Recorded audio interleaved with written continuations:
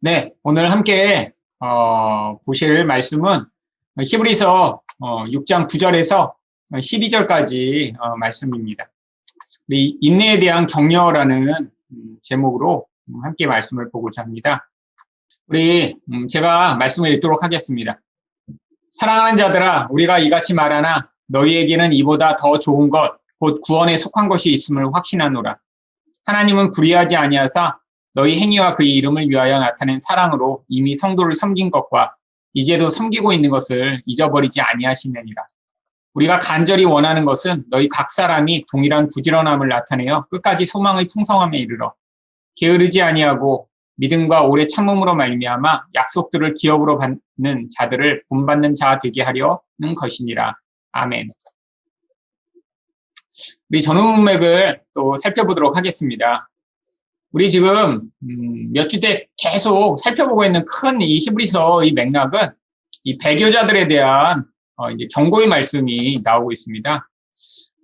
말씀의 초보자와 성숙한 자에 대해서 그래서 이야기를 했는데요.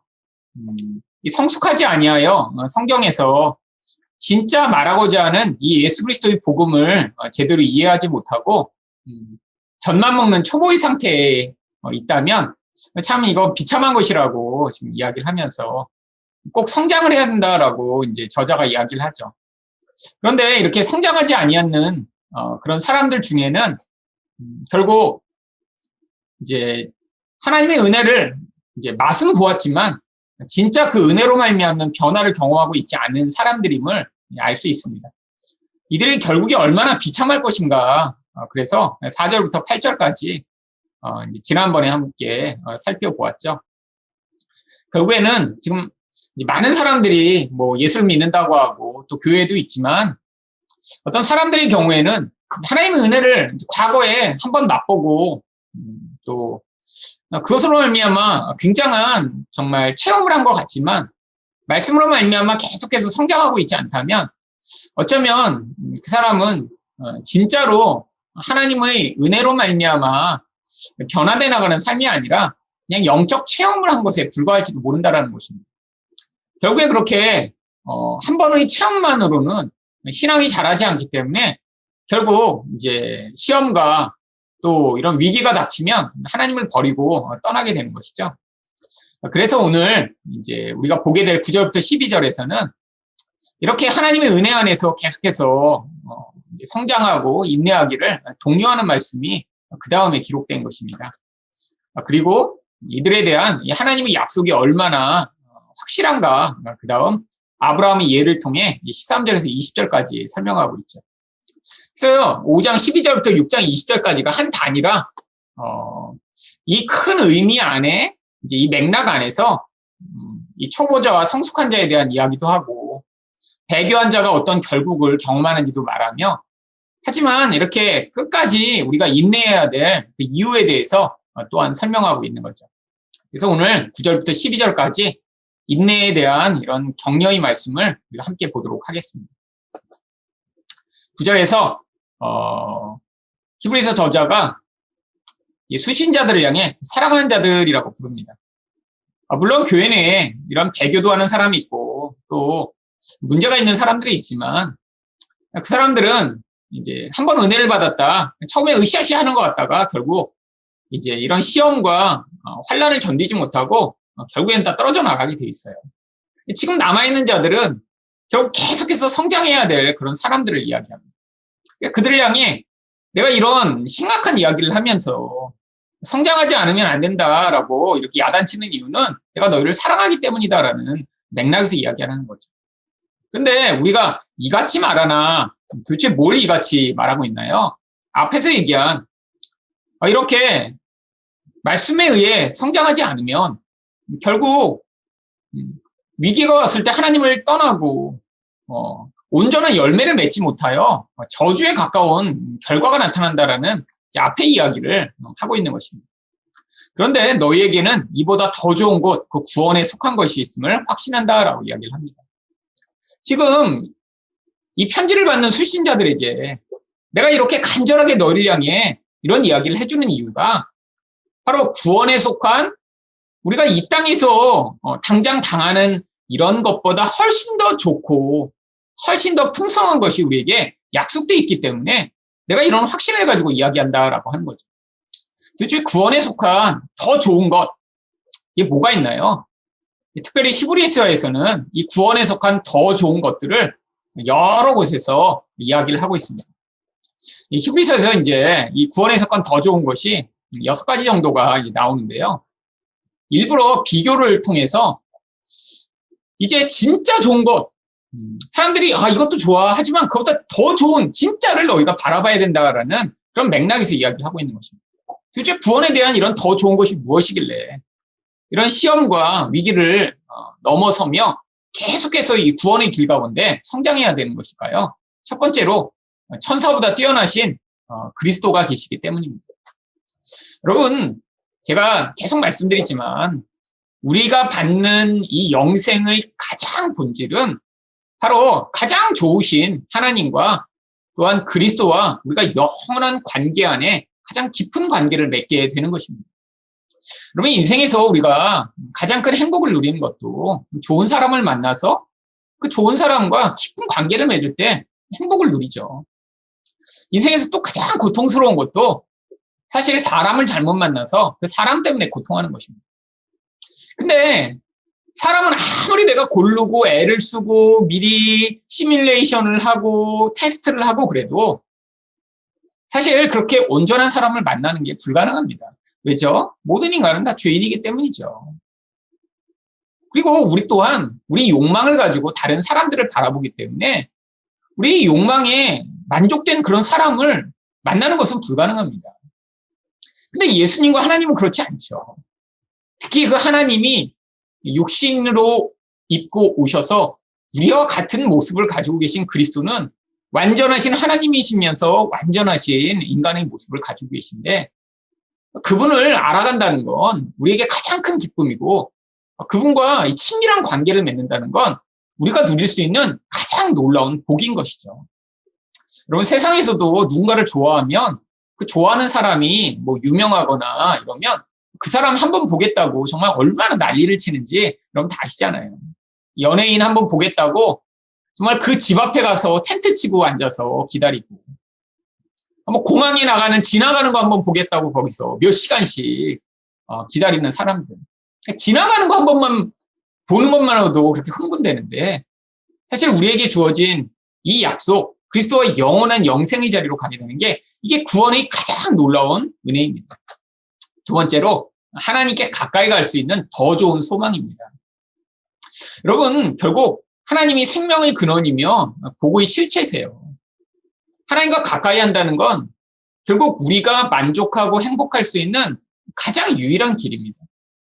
하나님은 인간과 함께 하시기 위해 인간을 만드셨기 때문에 결국 그 생명과 복의 근원이신 하나님께 인간이 가까이 가면 가까이 갈수록 인간은 가장 인간다운 인간이 되고 또한 가장 행복해지며 가장 큰 만족을 경험하겠죠. 이게 바로 성경이 우리에게 약속하고 있는 거예요. 이 땅에 있는 것들이 아무리 좋아 보여도 결국 하나님만은 복이 없으며 결국 이 하나님을 우리가 맛보아 알아가는 그 자리에 서게 되는 거예요. 이게 우리가 가지는 어떤 다른 것보다 가장 좋은 소망입니다. 세 번째로 더 좋은 언약의 보증인 예수 그리스도세요. 여러분, 우리에게 미래가 이렇게 정말 하나님이 약속하신 하나님의 나라와 그 복이 약속되어 있지만 도대체 어떻게 믿을 수 있죠? 여러분, 바로 그 약속으로 예수 그리스도가 오신 것입니다. 구약에는 하나님이 이 약속을 보여주시기 위해 양을 잡으셨고 우리가 그것을 믿으라고 하셨지만 지금은 예수님이 직접 오셔서 피를 흘리셔서 우리에게 그 자기 생명으로 그 약속을 성취하시고 본인이 더 좋은 언약의 보증이 되어주셨어요. 그래서 예수 그리스도의 십자가를 우리가 보게 되는 순간 언약이란 게 뭐죠? 사실 당사자가 다 약속을 지켜야 그 언약의 결과를 누릴 수 있습니다. 우리가 하나님과 언약을 맺었어요. 하나님이 우리에게 이렇게 복을 주실 텐데 그러면 우리도 하나님만을 믿고 하나님께 충성하기로 약속을 했지만 우리가 약속을 깨트렸잖아요. 죄를 짓는 게 약속을 깨트린 것입니다. 근데 이 언약이 어떻게 성취되죠? 예수님이 오셔서 자기 피로 우리의 모든 잘못을 사하시며 이 언약이 우리에게 이루어질 수 있도록 친히 그분이 언약의 보증이 되어주신 거예요. 그러니까 우리가 실패하고 그 약속을 어기더라도 우리 계속 그 하나님의 약속이 우리에게 주어질 그런 기회가 있는 것입니다. 또한 더 나은 영원한 소유가 우리에게 약속돼 있어요. 여러분, 이 땅에서 아무리 많은 것을 가져도 참 그거 얼마나 허무합니까? 여러분, 나중에 죽을 때 하나도 가지 못해요. 유명한 이야기 있죠? 알렉산더가 정말 세상을 30살에 다 점령했다고 하는데 모기 한 마리 때문에 죽었습니다. 말라리아에 걸려서. 근데 죽으면서 자기 관을 양 옆에 구멍을 파서 자기 손을 이렇게 밖으로 내놓은 채로 자기를 묻어달라고 얘기했어요. 이유가 뭐냐면 여러분 30살이면 여기 지금 얼마나 어린 거죠? 사실 진짜 몇 살 안 산 거 아니에요. 근데 세상을 정복했는데 모기 한 마리 때문에 죽어가며 결국 아무것도 가지고 가지 못한다는 것을 정말 자기가 스스로 자기 죽음을 통해 보여주고자 한 거죠.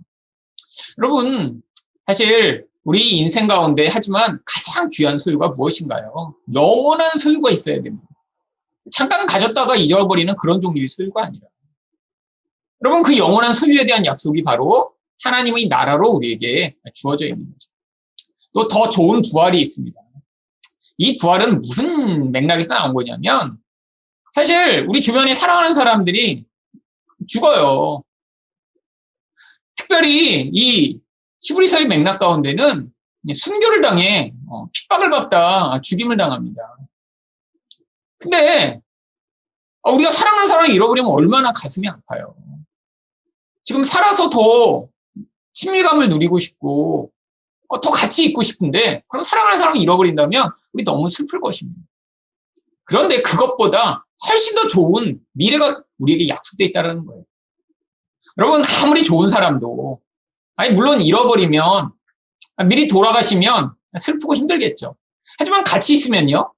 또 같이 있으면 힘듭니다. 여러분 돌아가시면 서운하지만 또 같이 있으면 힘들고 어려운 경우가 굉장히 많아요. 여러분 이 양면성 인간의 여러분 그런데 우리가 하지만 슬픈 거는 여기서 못 보는 게 슬프지만 우리에겐 뭐가 약속돼 있어요? 더 좋은 부활이 약속돼 있다는 거예요. 그래서 심지어는 내 사랑하는 사람을 잃어버릴지라도 그게 우리에게 절망과 좌절이 아니라 영원한 것을 바라볼 수 있는 소망의 이유가 된다는 것입니다. 마지막으로 아벨의 피보다 더 나은 예수의 뿌린 피입니다. 이 아벨은 결국 예수님의 모형이었어요. 의로운데 불의한 자를 칼에 맞아 돌에 맞아 죽었죠. 근데 예수님은 결국 우리가 치러야 할 대가를 예수님이 대신 치르심으로 완전한 죄의 사함을 우리에게 가져오실 수 있었습니다. 아벨도 물론 의인이었다라고 이야기하지만 그도 아담의 자손으로 죄가 있었어요. 하지만 예수님은 그가 흘리신 피가 완전한 우리에게 그런 자유와 죄로부터의 구원을 가져오는 그런 피기 때문에 아벨의 피보다 더 나은 예수의 뿌린 피라고 이야기를 하는 것입니다. 여러분 이게 구원에 속한 좋은 것들로 히브리서가 이야기하는 거예요. 물론 이것만 있는 것은 아닙니다. 하지만 히브리서에 나오는 더 좋은 것들 이게 바로 이 안에 있죠. 여러분 이게 우리에게 약속되어 있기 때문에 이 땅에서 우리가 시험을 당해 그 시험에 무너지거나 넘어지지 아니하고 계속해서 열매 맺는 그런 삶을 위해 애써야 되는 거죠. 그렇다면 10절에서는 우리가 이렇게 더 좋은 것을 끊임없이 바라보며 살아야 될 그 이유를 설명하고 있습니다. 원래 원문에는 10절 앞에 왜냐하면이라고 하는 접속사가 붙어 있는데 한글 성경에는 생략되어 있어요. 왜냐하면 하나님은 불의하지 아니하사 너희 행위와 그의 이름을 위하여 나타낸 사랑으로 이미 성도를 섬긴 것과 이제도 섬기고 있는 것을 잊어버리지 아니하십니다. 그럼 확신의 이유가 뭐죠? 더 좋은 것이 우리에게 주어질 것에 대한 이런 확신을 우리가 가질 그 이유가 바로 하나님이 불의하지 않으심으로 성도들의 행위를 기억하시기 때문입니다. 여러분, 불의하지 않다는 게 뭐예요? 악인은 그 악한 대로 하나님이 심판하시고 의인은 의인이 행한 대로 보응하시는 분이라는 거죠. 하나님 절대로 잊어버리시지 않으세요.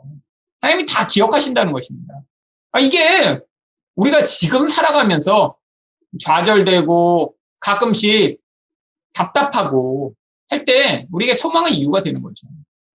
여러분, 뭔가 정말 내가 남들이 치르지 않는 대가를 치르고 있는데, 희생을 하고 있는데 아무도 몰라준다면 사실 너무 억울하잖아요. 그래서 뭔가 하고 나서 남에게 이제 알리고자 하죠. 근데 하나님이 다 알고 계시대요. 그럴 필요가 없대요. 그런데 중요한 게 뭐냐면 이런 구원에 관한 더 좋은 것을 믿는 자들이 삶 가운데 바로 무엇을 하나님이 기억하시냐면 하나님의 이름을 위하여 사랑으로 성도를 섬기는 것입니다. 아니 도대체 왜 이렇게 더 좋은 것을 믿는 사람들은 사랑으로 다른 사람을 섬기는 삶을 살게 될까요? 결국 다음 절에 그 이유가 나옵니다. 우리가 간절히 원하는 것은 너희 각 사람이 동일한 부지런함을 나타내어 끝까지 소망의 풍성함에 이른다. 보세요. 저자가 지금 뭐를 원하죠? 동일하게 교회 이 편지를 받는 모든 공동체의 교회 공동체의 사람들이 똑같이 이런 사랑하는 삶을 살게 되는 거예요. 지금 이런 이야기를 하고 있다는 건 지금 어떤 사람은 이런 사랑하는 삶을 살지만 다른 사람은 그렇지 않은 이런 많은 사람들의 차이가 나타나고 있음을 알 수 있습니다. 근데 모두가 왜 이렇게 살아야 되는 거죠? 바로 이게 소망의 풍성함에 이르게 되는데 왜 사랑하는 게 소망의 풍성함, 이 소망의 풍성함이 아까 약속한 더 좋은 것들, 그것들을 더 풍성하게 누리게 되는 그 소망을 우리가 갖게 되는 건데 왜 그것과 관계 있냐면 결국 사랑으로 섬기는 삶을 산다는 것이 지금 우리가 이렇게 배교자나 아니면 젖을 먹는 이런 미성숙한 사람처럼 그 자리에 머물러 있는 것이 아니라 성숙한 자만이 나타낼 수 있는 증거이기 때문입니다. 여러분, 우리가 지금 정말로 생명을 받아 성숙하고 있다면 우리 삶에서 이기성을 벗어나 점차 사랑하는 삶을 더 풍성하게 살아가게 되겠죠. 여러분, 지적으로 하나님 말씀을 많이 안다고 우리가 정말 성장하고 있는 것이 아닙니다. 우리 안에 진짜 예수 그리스도 중심적 삶을 살게 된다면 정말 자기밖에 알지 못하는 그런 삶으로부터 이제 점차 다른 사람의 그런 삶에 대한 관심과 사랑으로 섬기는 그런 삶이 더 나타나기 시작하겠죠. 그게 그래서 지금 우리가 그런 삶을 살고 있다면 미래에 주어질 이 구원의 풍성함을 더 누릴 수 있는 확실한 소망의 이유가 된다라고 하는 거예요. 그래서 모두가 지금 우리가 안에 이렇게 구원이 더 풍성을 우리가 정말 누리고 있는지는 확인은 안 되지만 정말 모두가 이런 부지런하게 사랑하는 삶을 살고 있는 걸 보게 되면 사람들이 다 지금 예수 그리스도 안에서 이렇게 지금 열매 맺으며 성장하고 있구나를 알게 되면서 그러면서 정말 이 저자가 자기가 원하는 이 간절한 소원이 이루어지고 있구나라고 지금 확신하게 된다는 거예요. 사실 이 교회 내에서 만약에 모두가 이런 성숙한 모습으로 살아가고 있다면 정말 얼마나 행복할까요? 그렇잖아요. 사실 미성숙함의 가장 중심적 모습은 결국 자기밖에 알지 못하는 것입니다. 그냥 내 주장만 하고 내 뜻이 이루어지길 원하고 내 체면과 내 영광이 드러나길 원하고 근데 모두가 서로서로를 위해 관심과 사랑을 보이며 정말로 그런 삶을 공동체가 누리고 있다면 이게 정말 미래에 완성될 그 구원의 풍성함을 지금 이미 누리고 있는 소망의 이유가 되는 거죠. 그래서 이것이 바로 배교하는 자들과는 전혀 다른 삶입니다. 그렇기 때문에 12절에서 게으르지 아니하고 믿음과 오래 참음으로 말미암아 약속들을 기업으로 받는 자들을 본받은 자 되게 하려는 것이다라고 이야기를 합니다. 결국 이미 이렇게 하나님이 주신 약속을 받은 사람들이 있다는 거예요. 누가 받았을까요? 공동체에 있는 환난으로 말미암아 이미 하나님 나라에 간 사람들이죠. 그리고 믿음의 선진들이죠. 바로 이들은 이미 약속을 다 누리고 있어요. 근데 우리가 지금은 뭐를 해야 돼요? 게으르지 아니하고 믿음과 오래 참음으로 이미 그런 하나님의 약속을 풍성히 누리는 사람처럼 우리도 그 길을 따라가야 한다라고 하는 것입니다. 그래서 약속들을 기업으로 받기 위해선 게으르지 아니하고 믿음과 오래 참음이 필요한데 왜 이런 게 지금 필요한 것인가요? 성도를 향한 유혹과 핍박이 사실 세상에 너무 많기 때문이에요. 여러분, 지금이나 고대나 마찬가지지만 상황과 환경이 달라지면서 그런 유혹과 핍박이 다른 면모로 미치는 것이죠. 히브리서에서는 어떤 핍박과 어떤 유혹이 있었나요? 대표적으로 히브리서 11장 36절부터 38절을 보시면 또 어떤 이들은 조롱과 채찍질 뿐 아니라 결박과 옥에 갇히는 시련도 받았습니다. 돌로 치는 것과 톱으로 켜는 것과 시험과 칼로 죽임을 당하고 양과 염소의 가죽을 입고 유리하여 궁핍과 환난과 학대를 받았습니다. 이런 사람은 세상이 감당하지 못하느니라 그들이 광야와 산과 동굴과 토굴에 유리하였느니라. 만약에 지금 이 시대에 이 로마 시대에 있었던 것 같은 이런 핍박이 임한다면 아마 교회는 아마 한 100분의 1로 줄어들 것 같아요. 저희 교회에도 아마 이런 핍박이 임한다면 그리고 이게 사회적 분위기라면 지금 몇 명이나 남아있을까요? 참 이거 쉽지 않은 거죠. 쉽지 않은 거죠. 물론 이렇게 핍박이 많을 때는 하나님이 성령으로 임하는 강력한 은혜가 있습니다. 그러니까 지금의 우리 수준에서는 상상하지도 못하는 그런 헌신과 그러한 믿음으로 말미암아 죽음도 불사하고 믿음을 발휘하는 사람들이 분명히 나타나죠. 하지만 이제 제일 문제가 이 히브리서 저자가 걱정하듯 믿음이 없고 연약하고 젖밖에 못 먹는 이런 기복주의적인 사람, 그냥 영적 경험과 체험을 한두 번 해보며 성장하지 못하는 이런 사람들은 정말 교회에서 다 떠나갈 거예요. 여러분, 물론 이 시대 가운데 이런 핍박은 없습니다. 하지만 여러분 늘 핍박이 아니면 유혹이 강력해지죠. 그러면 이 시대에는 교회 다니면 이런 핍박을 하는 게 아니라 세상의 유혹이 너무 강력합니다. 세상에서 교회에서는 주지 못하는 즐거움과 쾌락을 주겠다고 너무 강력하게 유혹하니까 사실 이거보다 더 나쁜 것 같아요. 이거보다 더 안타까운 시대입니다. 그래서 우리가 영적으로 더 성장해야 돼요. 믿음을 가져야 되고요. 하나님의 약속을 바라볼 수 있는 눈을 달라고 기도해야 합니다.